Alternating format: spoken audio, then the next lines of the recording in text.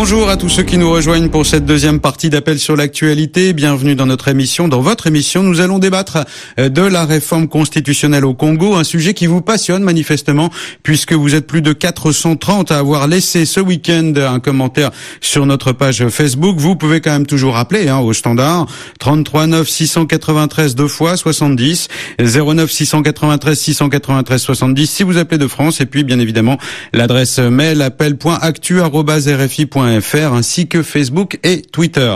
Je vous rappelle donc que le PCT, le Parti congolais des travailleurs, s'est prononcé en faveur d'une révision constitutionnelle en fin d'année dernière afin de permettre au président, s'il le souhaite, de briguer un troisième mandat en 2016. Le chef de l'État s'est félicité de ce que son parti ouvrait un débat qu'il qualifie de sain. Il ne s'est d'ailleurs pas prononcé lui-même clairement sur le fond, sur s'il était ou non favorable à cette réforme. Nous allons donc en débattre en compagnie principalement d'auditeurs congolais qui téléphonent depuis ce week-end et notamment depuis ce matin. Et nous accueillons tout d'abord Charles qui est à Pointe-Noire. Bonjour Charles. Bonjour Olivier Roger. Est-ce que vous nous entendez bien ? Oui, je vous entends. Alors Charles, quelle est votre opinion ? Estimez-vous qu'il y a des raisons ou non de changer cette constitution ? Non, la seule raison, c'est que le PCT veut demeurer au pouvoir éternellement et bénéficier des largesses du pouvoir. Sinon, aujourd'hui, il n'y a pas de raison de changer de constitution. Il n'y a pas de raison de changer de constitution. Pas de raison. Aujourd'hui, à partir de cette constitution, tous les jeunes sont verts. La preuve, c'est qu'il y a des réformes qui sont en train de se faire. Et ça marche. Alors justement... D'ici 2025, nous allons à l'émergence. Charles, notre liaison n'est pas extraordinaire pour l'instant. Je vais quand même vous poser une petite question. Vous parliez des réformes, justement. Ne faut-il pas laisser au président Sassou Nguesso le temps de terminer ces réformes ? C'est l'un des arguments, d'ailleurs, employés par ses partisans. Mais, attends, le président Sassou appartient à un parti. Et le parti, c'est un système. Donc, ils peuvent mettre un autre candidat pour continuer les réformes. Pourquoi seulement l'individu ? C'est ce que ça fera. Ça nous ramène à la problématique des États-Unis, le sommet Afrique-États-Unis. Il faut des institutions fortes et non des hommes forts. Donc, le PCT peut continuer à demeurer au pouvoir, mais en changeant de candidat. Le président Sassou a fait travailler, il a pris de l'âge, et la Constitution déjà lui empêche. Donc c'est mieux qu'il se retire avec tous les honneurs. Vous savez, le jour du pouvoir peut aussi faire qu'il fasse plus de bêtises et voilà, on va oublier tout le bien qu'il a eu à faire dans ce pays. Alors pour l'instant, on n'en est qu'à l'ouverture du débat. Pensez-vous, comme le président Sassou Nguesso, qu'il soit sain de débattre de ces questions ? On peut finalement considérer que le président va peut-être écouter les avis, les opinions de ses concitoyens. Qu'est-ce que vous en pensez ? Dans tous ses discours, c'est ce qu'il dit. Mais dans le fond, nous savons qu'il y tient. Mais la société civile pense qu'il faut une alternance. Il faut une alternance pour que nous regardions les choses autrement. Parce que de plus en plus avec l'usure du pouvoir, il y a même de l'impunité. Il y a beaucoup d'argent qui sort, et il y a plein de corruption. Le président Sassou n'a plus la maîtrise. Merci. C'est mieux qu'il laisse la main. Merci beaucoup Charles de nous avoir appelé de Pointe-Noire. Nous avons maintenant en ligne Marcel qui est à Marseille. Bonjour Marcel. Bonjour Monsieur Olivier Roger, docteur Marcel Guitoukoulou du Congo-Brazzaville. Enchanté, meilleurs vœux docteur. Quelle est votre opinion sur cette question de la réforme constitutionnelle ? Écoutez, en tant que citoyen de ce pays et en cette qualité acteur dans la vie civile et la vie politique du pays, je me prononce de manière tout à fait claire et de manière incontestée contre toute modification de la Constitution actuelle. Les raisons en sont simples. Ce n'est pas au moment où on va vers le jeu politique en 2016, donc l'élection présidentielle, qu'on va se dire le moment est venu, en plein parcours, de changer de texte et de règlement pour la compétition. Selon vous, on ne change pas les règles du match, les règles du jeu en cours de match ? Absolument. Et pourquoi ? En 2002, lorsque il a reçu ses conseillers en col blanc qui sont venus pour rédiger un texte constitutionnel taillé à sa juste mesure, le président Sassou Nguesso était bien satisfait du texte, mettant à l'écart tous ses opposants potentiels, le laissant libre cours dans la direction des affaires de l'État. Aujourd'hui, il se trouve que ce texte constitutionnel contient un certain nombre de verrous qui ne l'arrangent pas. Il a l'envie de continuer à exercer le pouvoir, selon moi par pure cupidité, parce que nul n'est indispensable dans un État. Aujourd'hui, il peut arriver malheureusement un accident qu'il disparaisse. Le pays, lui, va continuer. On n'aura pas besoin d'appeler la dépouille de M. Nguesso pour venir gouverner. Je suis désolé. Il y a plein de Congolais qui ont plein de talents et qui sont capables d'assumer. L'article 57 et l'article 58, dans leurs alinéas 7 et 5 sont clairs. Nul ne peut briguer 2 mandats, plus de 2 mandats, et nul ne peut être candidat au-delà de 70 ans. Aujourd'hui, le président de la République a assumé ces 2 mandats. Le peuple lui remercie de ce qu'il a fait ou n'a pas fait. Aujourd'hui, le président entre dans sa 73e année. Merci beaucoup. Voilà, vous estimez, Marcel, que le président est trop vieux et que la Constitution l'empêche de se représenter. Restez en ligne. Nous avons quelqu'un qui a un avis différent du vôtre. Il s'agit de Inès, qui nous appelle de Paris. Bonjour Inès, vous nous écoutez ? Oui, bonjour Olivier, alors, bonne année à vous. Merci, bonne année à vous. Alors vous estimez, contrairement à Marcel, que la réforme de la Constitution ou le changement de République serait une option intelligente pour le Congo ? Ça serait une option intelligente pour le Congo parce que, contrairement à ce qu'a dit M. Marcel et M. Charles depuis Pointe-Noire et Marseille, donc je pense que étant jeune étudiant, il faudrait qu'on change cette constitution parce que nous avons constaté que cette constitution qui a été adoptée par le constitution de cette époque-là suite à la guerre que notre pays avait connue, aujourd'hui a connu ses limites. Cette constitution a connu ses limites et les jeunes ne se retrouvent pas dans cette constitution. Quelles limites, justement, soyez un peu plus précis, dites-nous, quelles sont les limites que la constitution a atteintes ? Oui. Cette constitution a atteint ses limites dans quel sens ? Aujourd'hui, on a constaté que tous les pouvoirs sont donnés au président de la République. Tous les pouvoirs sont donnés au président de la République. Le Parlement ne peut pas. Donc l'exécutif plutôt n'est pas responsable devant le Parlement et vice-versa. Donc comment on appelle, le président de la République ne peut pas dissoudre le Parlement. Il n'y a pas de contrôle. Le législateur ne contrôle pas l'exécutif. Donc on est dans une situation où l'exécutif fait tout, décide sur tout.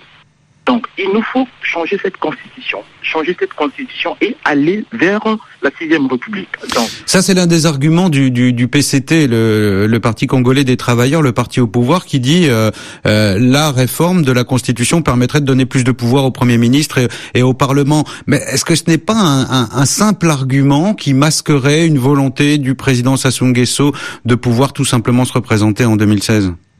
Oui, en répondant à cette question, j'aimerais d'abord faire comprendre à l'opposition que la Constitution qu'elle dit aujourd'hui qu'elle est bonne ou qu'elle fait, il faudrait d'abord dissocier le débat constitutionnel avec les séances électorales.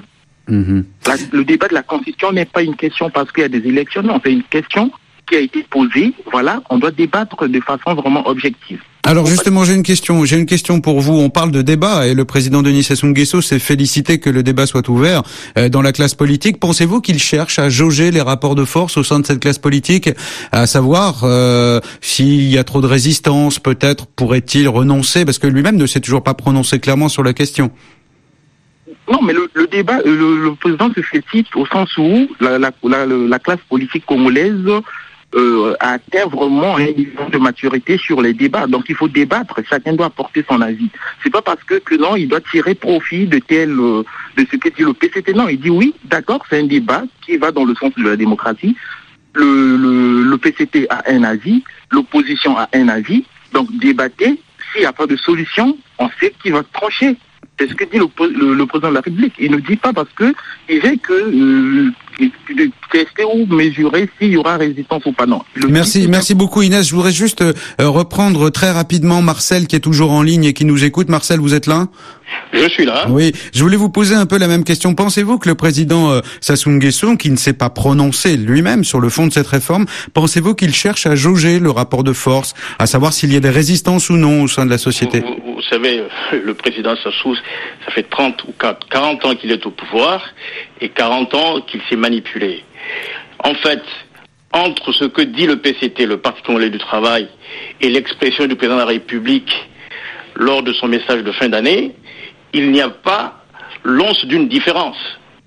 Le PCT, c'est sa voix on qui s'est exprimée sur la question, et lui, il a fait le off en feignant d'être au-dessus de la mêlée, alors qu'il pense la même chose. Non, par rapport à ce que dit l'autre auditeur qui est en ligne, je pense que la démocratie, les libertés, ça ne se négocie pas. Merci beaucoup Marcel pour cette dernière réaction. Nous avons maintenant en ligne Abdul Karim qui nous appelle de Dubaï. Il est malien si mes informations sont exactes. Bonjour Abdul Karim. Oui, bonjour Monsieur Olivier. M'entendez-vous bien? Bonjour Monsieur Olivier. Oui, je vous entends. Est-ce que vous nous entendez? Je vous entends très bien. Très bien. Quelle est votre opinion sur cette réforme possible de la Constitution au Congo? Ma position, c'est une position très positive. Parce qu'aujourd'hui, l'Afrique est à la croisée des chemins.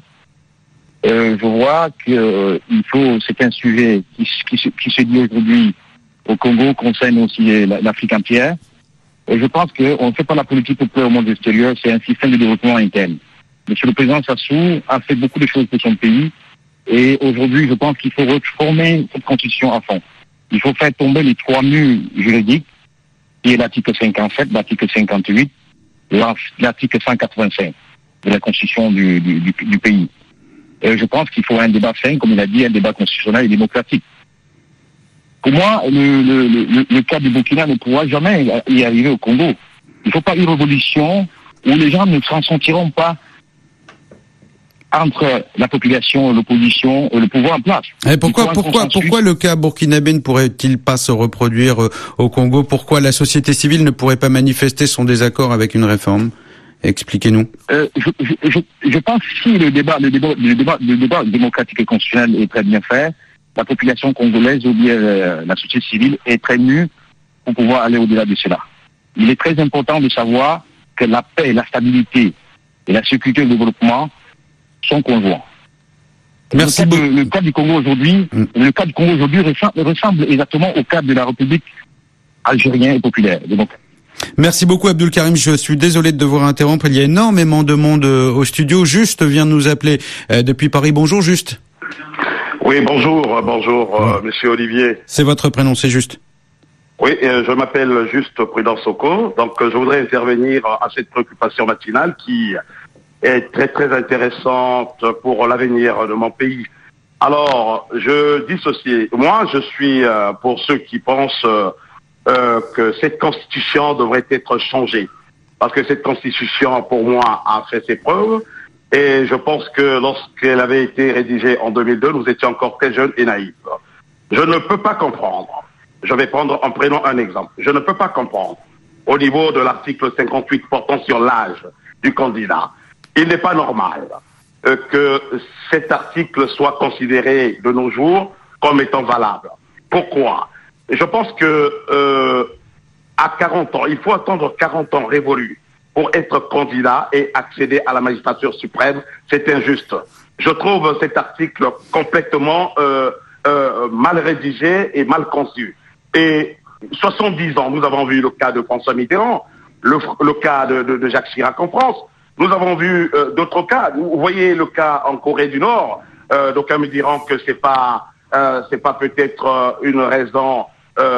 C'est pas peut-être logique de s'appuyer sur cette raison-là pour des questions liées à la dictature. Mais moi, je pense que il n'est pas normal qu'il faut attendre 40 ans pour accéder au pouvoir au Congo. Ailleurs, nous voyons des présidents arriver au pouvoir à un âge beaucoup plus bas que ça. Donc, je trouve que cet article-là pose un grand problème au jour d'aujourd'hui.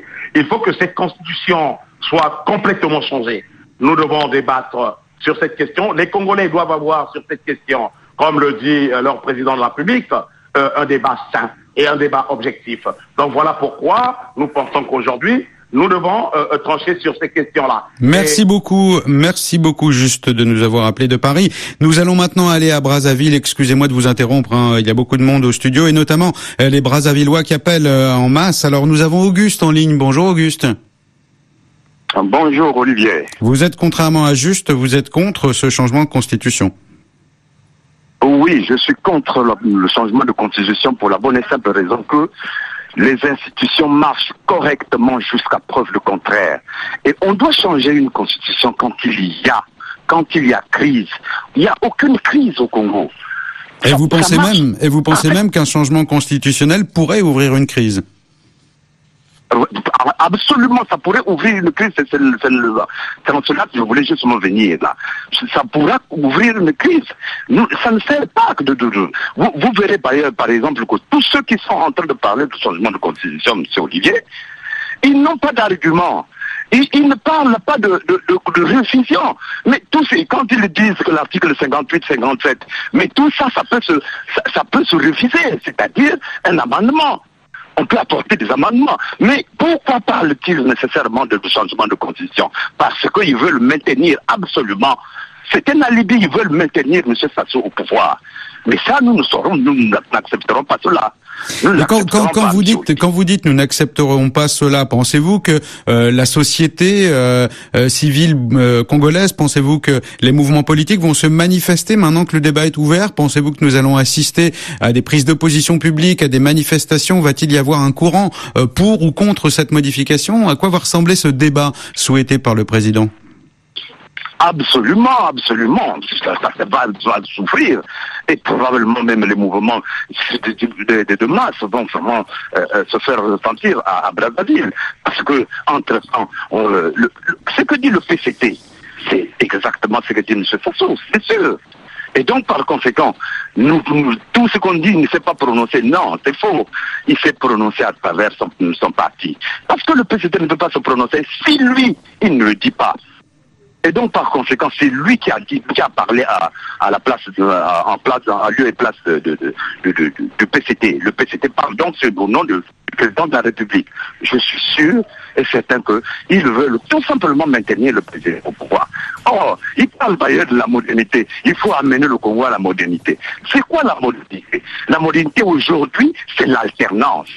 Aujourd'hui, c'est faire qu'il y ait 2 mandats. Une fois qu'on a fini ces 2 mandats, on part. Voilà la modernité. Je ne comprends pas de quelle modernité ils parlent quand ils disent qu'il faut amener le Congo à la modernité. Merci beaucoup Auguste pour votre pertinente analyse depuis Brazzaville. Toujours à Brazzaville, nous avons Enoch. Enoch qui lui aussi pense que la modernité c'est l'alternance. Bonjour Enoch. Oui, bonjour Olivier. Alors, dites-nous, quel est votre avis sur cette question? Bon, écoutez, moi, j'ai écouté tous les autres qui ont parlé tout à l'heure, mais je pars de la considération selon laquelle le président Denis Sassou Nguesso est un grand homme d'État. De ce fait, il a les atouts nécessaires de nous éviter cette honte de tirer le Congo vers le bas par l'obstination à vouloir changer la Constitution comme le préconisent ceux qui le caressent dans le sens du poil. Quittant le PCT, lui, son parti, tient à rester au pouvoir, il peut envisager un scénario à la Poutine. C'est un grand parti qui est truffé d'intellectuels. Sinon, il faut considérer que le président Sassou Nguesso a fait la preuve de ses idées et peut donc donner la possibilité aux Congolais de comparer à travers le choix d'un autre. Un scénario à la Poutine, vous entendez, Denis Sassou Nguesso s'en va, devient Premier ministre et revient quelques années plus tard président, c'est ça? Bon, si seulement le Parti congolais du travail, qui est son parti, pense qu'eux, ils doivent continuer l'œuvre du président, ou ils doivent continuer avec lui, ou trouver un autre parmi ses militants. Donc, je crois quand même qu'aujourd'hui, la cadence s'explique d'abord par le fait que c'est constitutionnel. Nous avons choisi cette constitution à 2 mandats échus de 7 ans fois 2, parce qu'on a pensé qu'en 90, il fallait renoncer au mono. Merci beaucoup Enoch d'avoir participé à cette émission. Excusez-moi de vous interrompre, il y avait beaucoup de monde au studio. Demain, nous débattrons du procès Simone Gbagbo en compagnie de Pierre Pinto. Merci à Camille, merci à Quentin, merci à Jessica et à toute l'équipe d'Appel sur l'actualité.